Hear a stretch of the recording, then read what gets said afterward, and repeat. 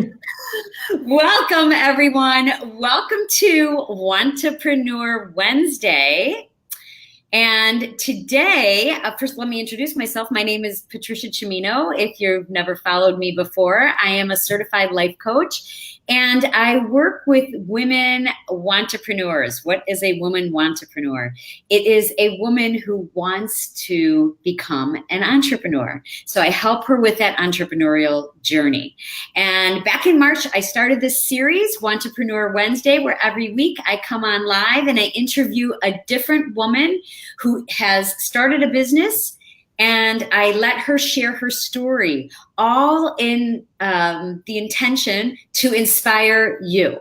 So if something resonated from this conversation that you're going to hear today, this interview, and you just are in a fog about what it is that you want to do and would like some clarity, please reach out through Facebook Messenger on here. Shoot me a PM and we can set up a mini session.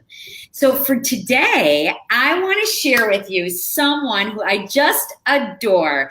I met her at the yoga studio a few years ago when I was teaching at Core Power Yoga. She was one of my teachers, and I met her after I stopped teaching. And so I was going to her classes, and she's just got this awesome, amazing yogi way about her. And she has decided to open her own place. So I want her to share her journey with you, especially since I know a lot of you yogis out there in my community who are probably watching this. And maybe you have had the idea in the back of your head, oh, you know what? It might be nice to own a studio. I want Mia, I can never pronounce her last name right. Yeah, See, I said it wrong. it's okay. I'd like to introduce Mia to the broadcast and let her share her story. So welcome, Mia. Thank you. Thank you. I'm so excited to be here and talking with you. So thank you, Patty, for reaching out.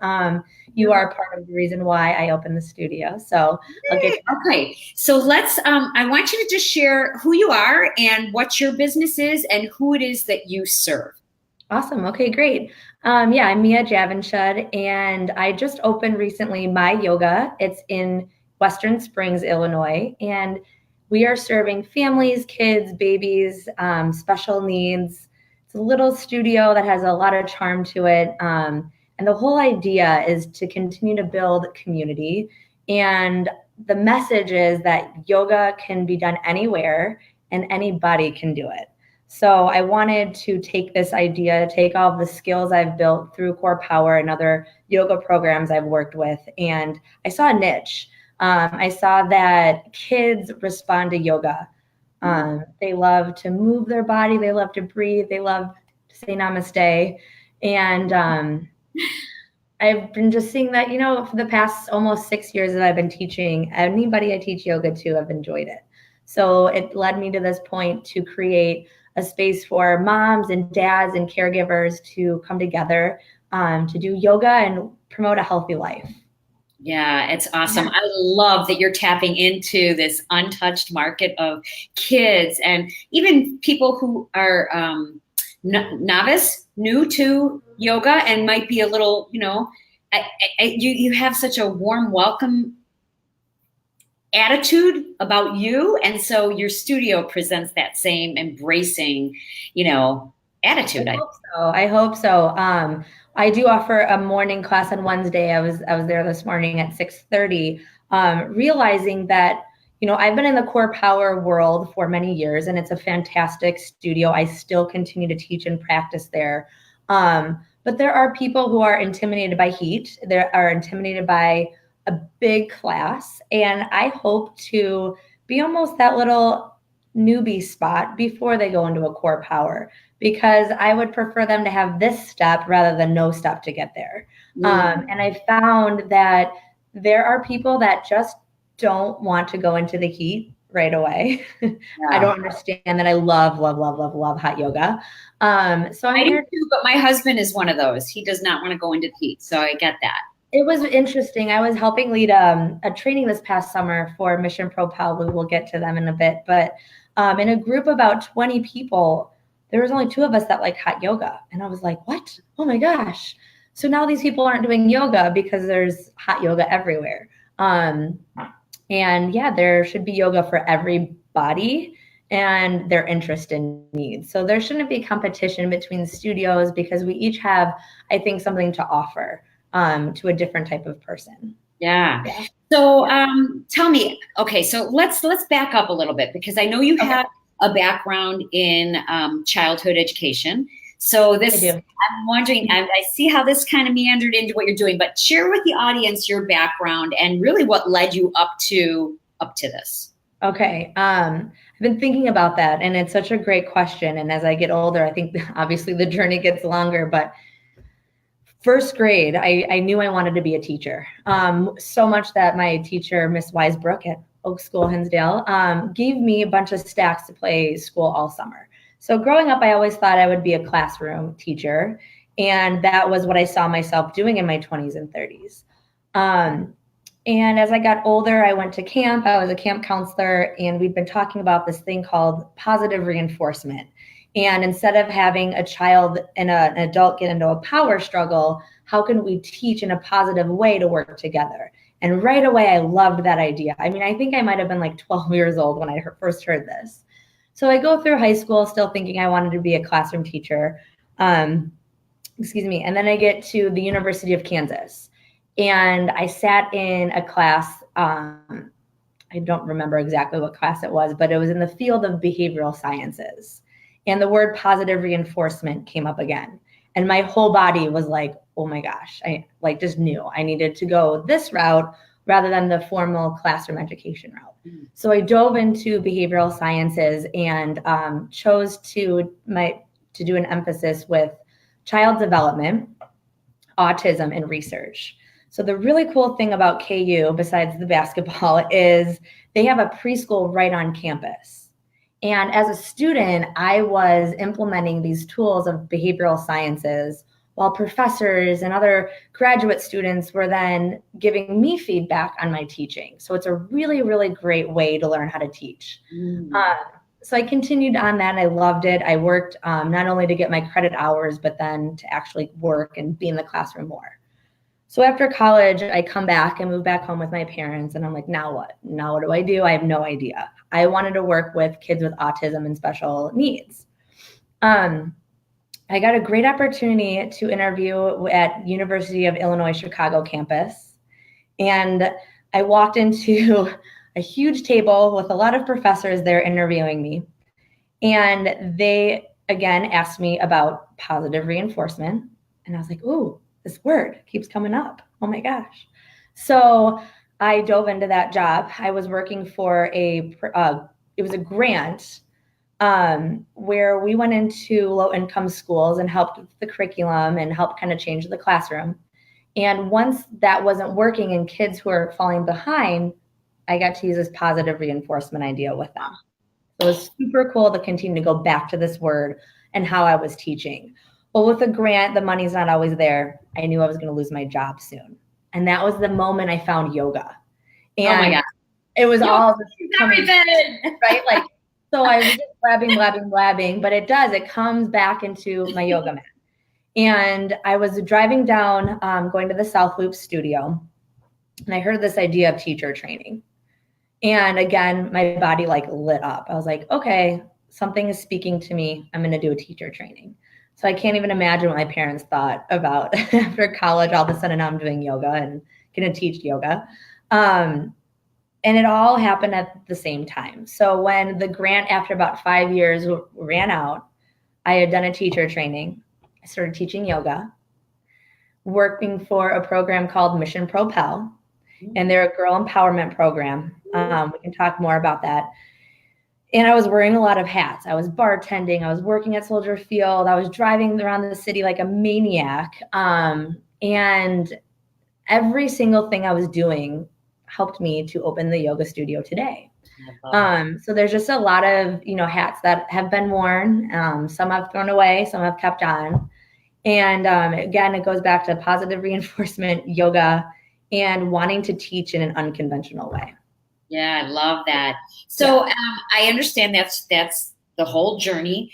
what is your big entrepreneurial why? Every entrepreneur has a reason why they deal with all the obstacles, why they keep pursuing, why they have the tenacity they do, right? To keep staying the course, even when it looks like nothing's going to work out, right? They still keep going. What is your entrepreneurial why?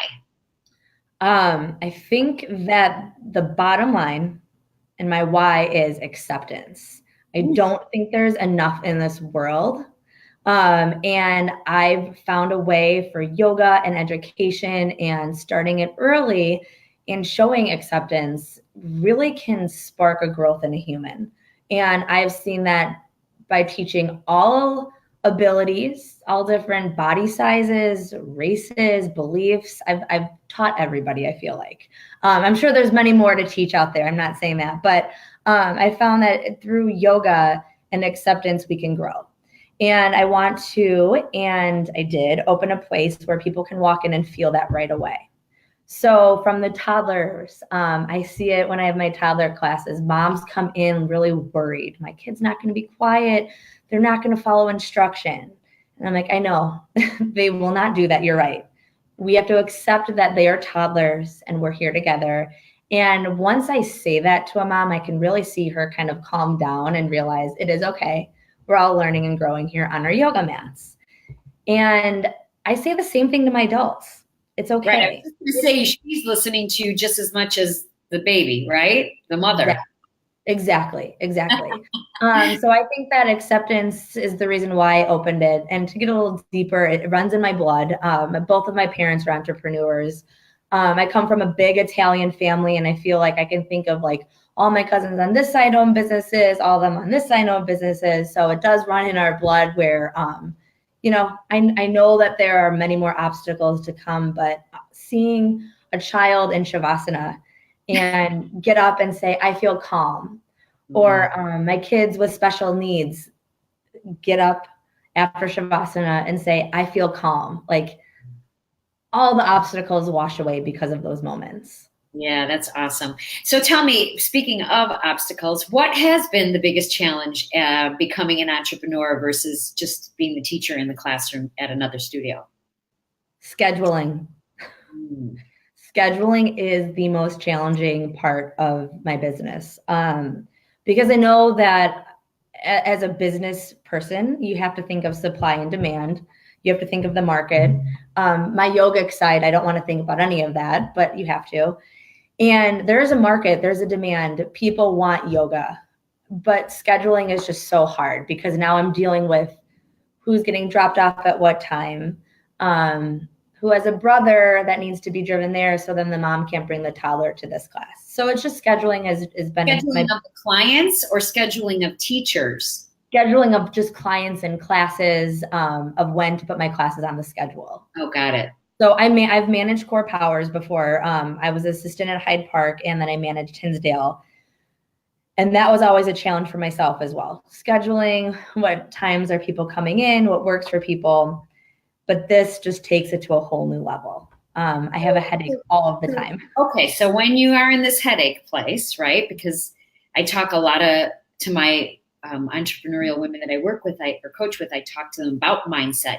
When you're in this space of, oh my God, the schedule, like how do you navigate your head during those moments of panic, those moments of challenge? This is such a yogi answer, but I just have to trust the process of what I'm doing. And I have to remember the really exciting times of, oh my gosh, I just had 7 toddlers in my class 3 days ago. Today, there was 2 that came and it's going to be okay. I have to trust that it's going to be okay. That is not an easy thing to do. So maybe it correlates with my actual physical yoga practice as well. But just self-talk, I guess, like reminding yourself that it's just today that doesn't feel right, or today I have the headache. Tomorrow is a new day. Yeah, and maybe breath, right? Breath work. I know.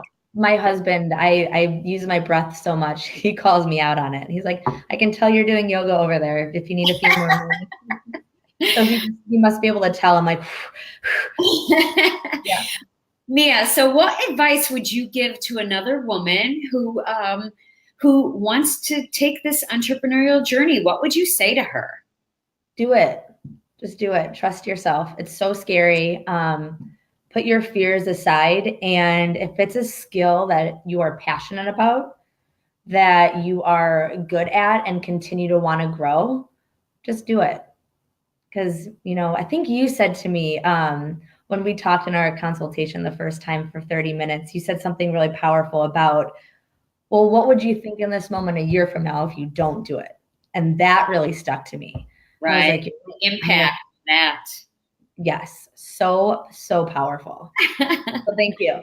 You're welcome. What is, this is the last question I'd love to ask everyone. And it is, what is the best mistake you've ever made as an entrepreneur, or along the journey, or even in the past that's influenced your journey today? Your best mistake? Yeah, that's a great question. I think it's an important one that you continue to ask, because that's how we grow. I would just say the lack of interest in my education throughout school. Learning was really hard for me, so I always put it aside. And I was like, oh, I can just, do other things. And that's great and all. I wish I would have taken my education in high school and college a little more seriously. But then I don't, because it led me to yoga. And learning has always been really hard for myself in a regular classroom setting, which I spoke to earlier. But in yoga, I can feel it. I can learn it quickly. And so maybe all those mistakes and not wanting to go to school and not wanting to read the books, it led to this point now where I do like to sit down and learn and read and grow. So it's really funny how it has shifted in my life, where I used to just hate school.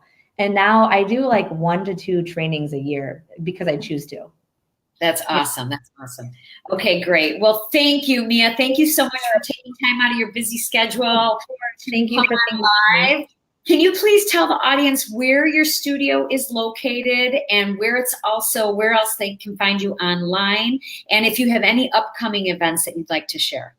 All right. Yeah, you can find me online at myogaws.com. The schedule is there. More information is there. But if you want to know upcoming stuff, I'm in the works of doing a winter vacation camp, more mommy and parent and child events. I recommend following me on Facebook or Instagram for up-to-date live announcements, just at My Yoga Inc. So yeah, check me out. Addie and I are friends. The address of your bricks and mortar Yeah, it's 1060 Hillgrove Avenue in Western Springs. And I have to plug in there, it's right next to Initially You. That's my mom's baby store. So little family corner over there in Western Springs. Entrepreneurs. Thank you so much, Mia. It was so fun with you. It was great to talk with you. Have a great day. Thank you, everyone. Until next week, make it a great one. If anything resonated, please feel free to reach out. Have a great day. Bye-bye.